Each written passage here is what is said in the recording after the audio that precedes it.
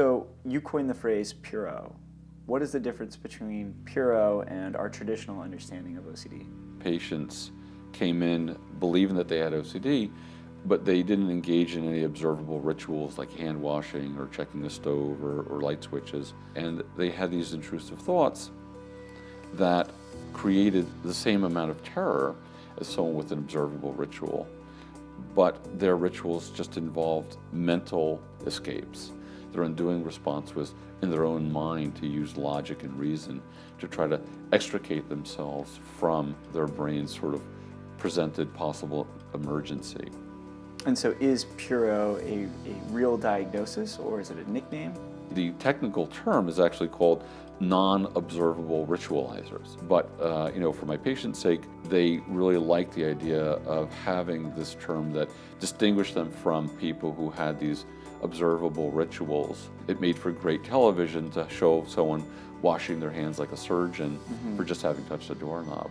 You really can't see a person ritualizing in an entertaining way. So the subset of puro was really ignored. So it's just a term that I developed because I believed that my patients would want to have a term that distinguished them from this other type of OCD that had gotten a lot of publicity. In my own experience, I think the phrase puro is extremely important on getting on the right path to treatment.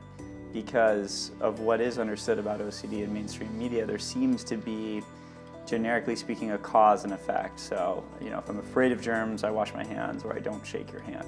If it's an intrusive thought, like I'm afraid of murdering my wife, I don't go and murder my wife. I do everything that I can not to do that. So for a sufferer, it's a very important association. All OCD has the intrusive thought and then the escape, which is the ritual portion of it. Puro would imply that a person's just having intrusive thoughts without engaging in an escape response. I've known since I started that the term actually wasn't a scientifically derived one. It was more just defining a subset for people whose rituals were just within their own mind.